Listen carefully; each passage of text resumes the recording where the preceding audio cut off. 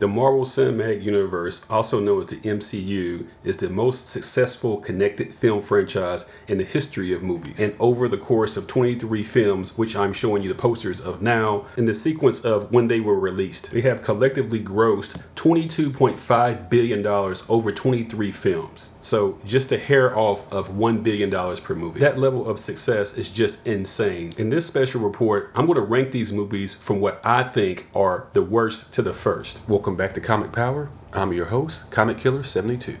And today you're watching a special report as I rank all 23 movies released so far in the MCU. I've been wanting to do this for a while, but it seems like all these movies are coming out so fast that this list would get old very quickly. Of course, the worldwide pandemic hit and it has postponed a whole bunch of movies, so this list will be good for about 7 months until Black Widow comes out in November 2020. I will start with what I think is the worst film and work my way up to what I think is the best film. And please note, we're talking about the MCU, movies that were made by Marvel, not movies that were made by other studios that owned the rights to some Marvel characters. For example, the Ghost Rider movies, the Fantastic Four movies, X-Men Origins Wolverine, and X-Men Dark Phoenix. All these movies were not in the MCU, and they are all horrible films that will not be on this list. I do expect for my listing to be controversial, so if you don't like it, be sure to put your own list up in the comment section. And as always, please subscribe to this channel and also click on the notification bell as well. It will remind you when new videos come out. Alright, now let's get right into it.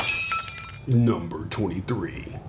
Thor Part 2, officially known as Thor: The Dark World. Released in 2013, it made a respectable $645 million at the box office, but is one of the most forgettable movies in the history of the MCU. The big bad in this movie, Malekith, looks ridiculous. There is no chemistry whatsoever between Chris Hemsworth and Natalie Portman as love interest. The only thing holding us together is Loki. This film is just one big meh. Number 22. Iron Man 2, released in 2010, it made a respectable $624 million at the box office, which was good for that time period. And yes, we did get highlights such as the introduction of Black Widow, but in terms of tone, this movie is all over the place. Whiplash is probably the worst villain in the history of the MCU, and the Justin Hammer character is poorly executed and poorly written as well. Number 21.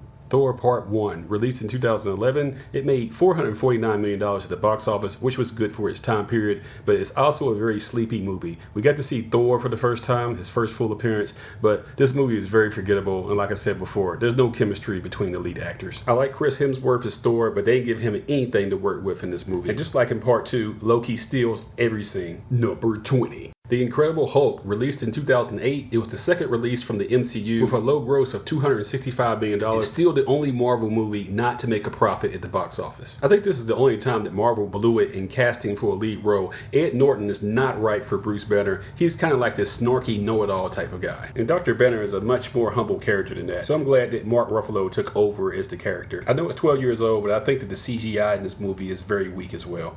Number 19. Avengers Age of Ultron, and there's a consensus that this is the worst Avengers movie. There's good things in it, like the debut of the Vision and Ulysses Claw, but it looks like this movie was only intended to sell toys and to set up Captain America Civil War. I thought that they made the Ultron character too comedic and made him annoying. And why even do the Quicksilver character if you're just gonna kill him so early? This was Joss Whedon's last film with Marvel, and it looks like he couldn't wait to leave. Josh did some great things at Marvel, but he left his worst material for his last episode. Number 18. Iron Man 3. And is it me, or does the biggest star in Marvel cinematic history have the weakest trilogy? It's quite ironic, isn't it? We really love Robert Downey Jr. as Iron Man, but the sequels in his trilogy have problems. In Iron Man 3, we think we're getting the Mandarin, but it turns out the Mandarin is a fake Mandarin. They shouldn't have even done this at all. Other than the Transformers, this may be the worst movie to ever make $1 billion.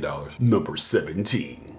Ant-Man and the Wasp, released in 2018, is the last Marvel movie not to make $1 billion, clocking in at $622 million. Ant-Man by far is the campiest founding Avenger, so they play up the comedy in his franchise, which is okay, it makes sense. It's just that this film is extremely forgettable. The Ghost character you completely forget about. She doesn't really lend anything to the movie, and Lawrence Fishburne's Black Goliath character doesn't get used the way I think he should have. They expanded on the microverse, which was important for Endgame, but this is a forgettable movie. You could just skip it. Number 16. Guardians of the Galaxy Part 2, released in 2017, it made $863 million at the box office. And don't get me wrong, I absolutely love the Guardians of the Galaxy franchise and all the characters, but I think that this movie wasn't as good as I thought it should have been because Ego the Living Planet is a very weak villain. The romantic chemistry between Peter and Gamora is really working, and it pays off in Infinity War. The Mary Poppins joke is funny, and of course Baby Groot with the bomb is funny. But the whole purpose of the movie is to fill in the gaps on Star-Lord's origin, showing who his father is, and his father really isn't that interesting to me.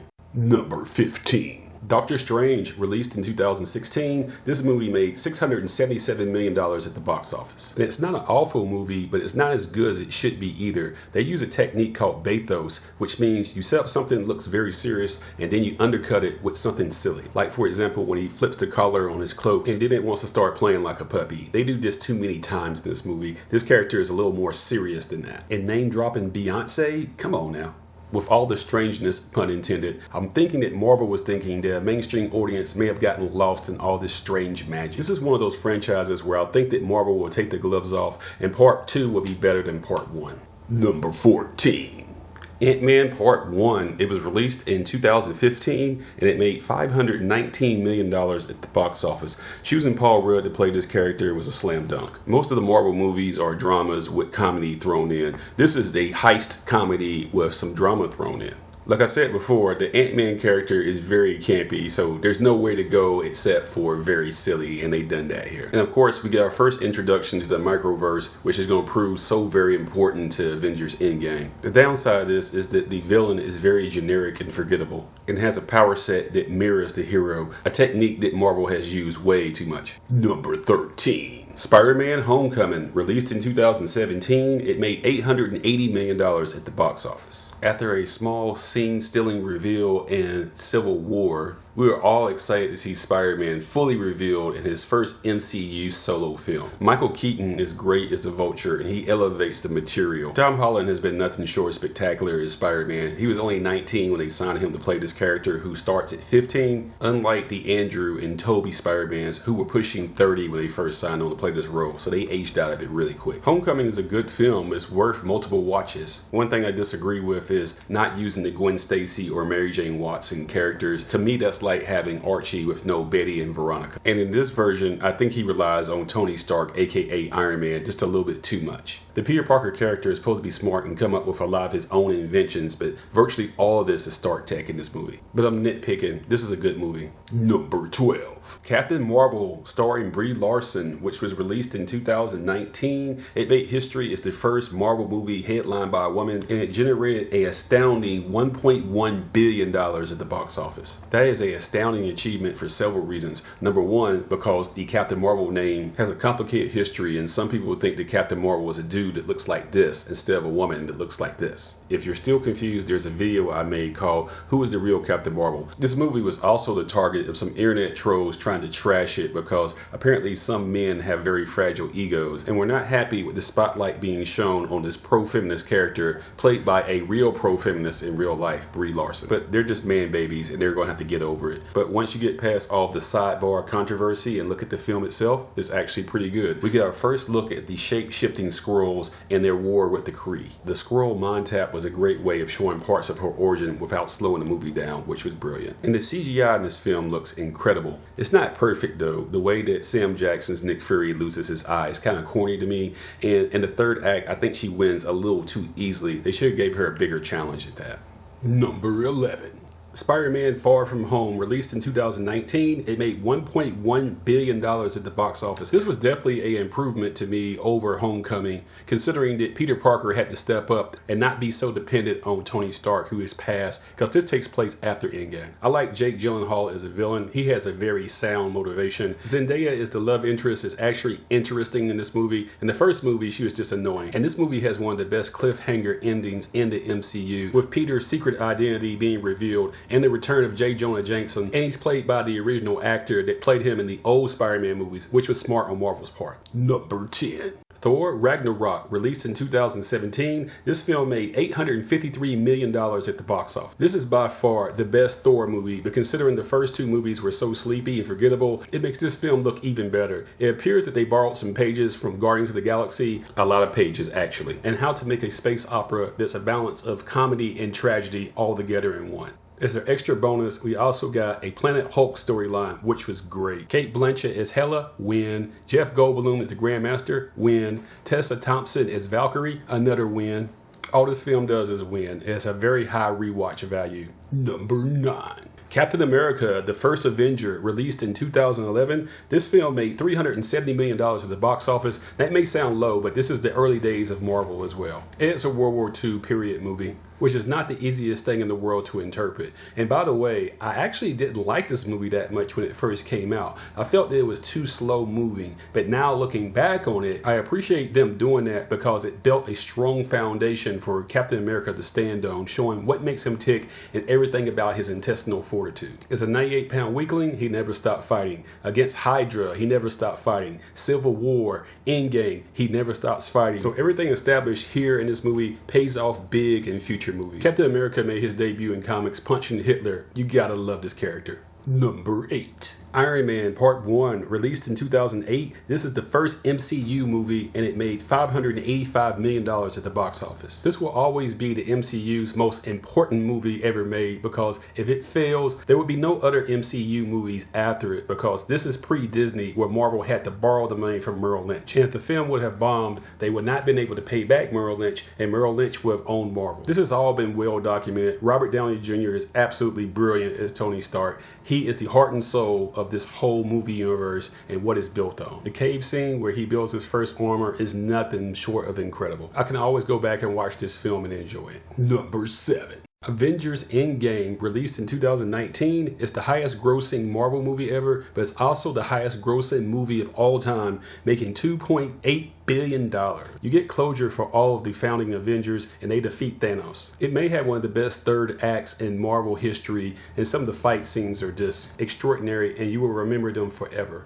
This movie is a lot of fun. The only reason it's not higher is because the time travel plot doesn't make a lot of sense. For example, Gamora got sacrificed for the Soul Stone, but she's able to come back because a past version of herself comes to our current reality. But Black Widow sacrifices herself for the Soul Stone and she's supposed to be dead forever. That doesn't make any sense. But at the end of the day, I'm nitpicking. This is a lot of fun. This is a great film that I'll be watching for a long time to come. Number 6. Captain America Civil War, released in 2016, it made $1.2 billion at the box office. It's better known as Avengers 2.5 because it includes every founding Avenger except for Thor and the Hulk, plus it has the new Avengers such as the Scarlet Witch, the Vision, and it's the cinematic debut of Spider-Man and Black Panther into the MCU. This film is nothing short of a thrill ride, packed with excitement, and the airport battle scene is one of the best fight scenes ever put to film. Civil War is loosely based on Mark Millar's brilliant comic crossover in 2006 and 2007 of the same name. It's a split over the Superhero Registration Act called the Sokovia Accords in the movie, with Captain America and his supporters saying no, and Iron Man and his supporters saying yes. Number 5. Black Panther, released in 2018, and it made $1.3 billion at the box office, truly overperforming. Marvel got it right like they always do in casting, with Chadwick Boseman playing the lead character. You should see him play Jackie Robinson in 42 and James Brown and Get On Up. See those two.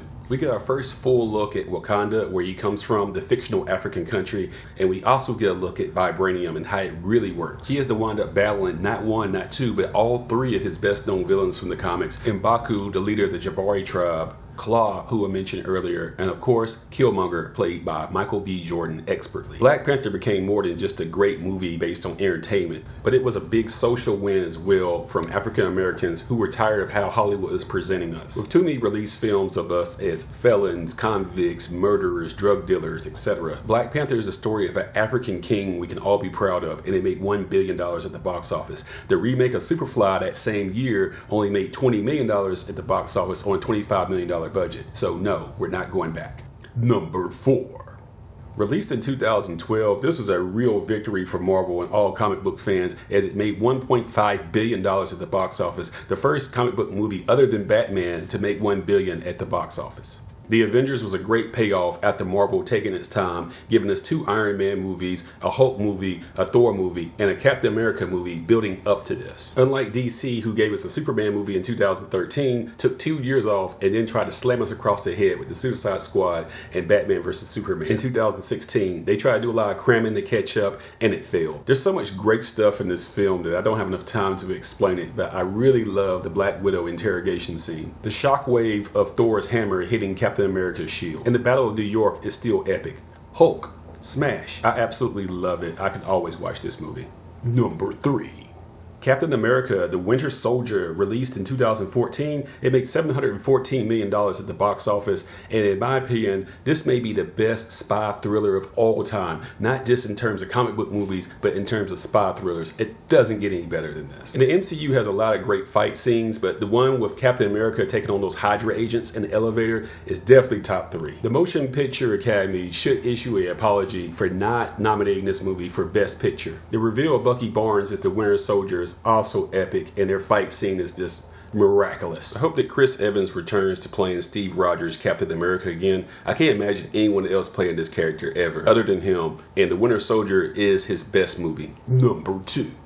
Guardians of the Galaxy Part 1, released in 2014, it made $772 million at the box office and had the distinction of defeating Spider-Man at the box office by clearing more money. That's not supposed to happen. Spider-Man is an A+ property.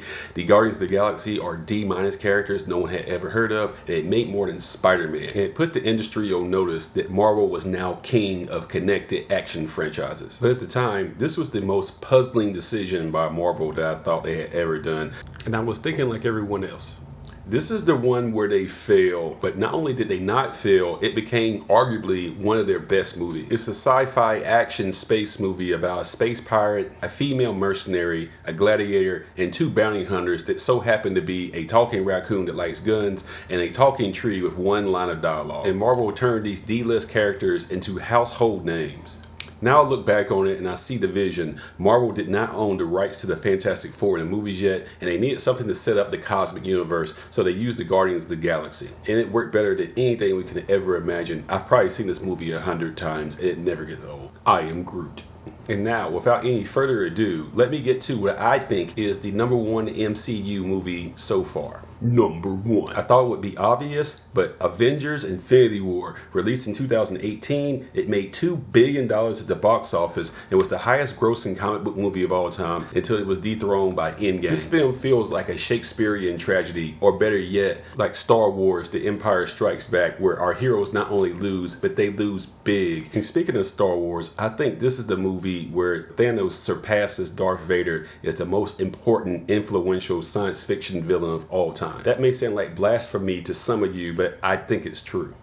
Thanos lays down a specific rationale of why he's doing what he's doing. It's evil, it's wrong, but at least you understand it. He doesn't lie about what he's doing, he doesn't cheat in what he's doing, and he doesn't steal either. He conquers in a theater of war. I don't think any action film has ever had to juggle so many characters all together and still make it a cohesive movie. And I don't think that you noticed, but this movie only has 2 songs in it. The Rubber Band Man plays when the Guardians of the Galaxy shows up, and the theme from Black Panther when they go to Wakanda. That's it. Music usually helps drive the plot along in movies, but they're not needed in this one. The acting performances, the direction, the writing on this is literally perfect. And of all the movies that Marvel has made, I think this is the one that people will be watching 20 years from now. As of April 2020, Infinity War is the best Marvel movie made so far. Alright folks, that's it. I hope you enjoyed this list. In this crawl, you'll see the movies that I listed from worst to first. Feel free to go to the comment section and list these Marvel movies, all 23, from worst to first, in the way you think they should be listed. As always, be sure to share these videos on social media so more people learn about the channel. Be sure to subscribe and click on the bell for notifications. It'll let you know when a new video has come out. Also, I do have an eBay page where I do sell comics. My feedback score is 100%, and I do ship quickly and safely. Until next time, this is Comic Killer 72 for Comic Power saying bye-bye.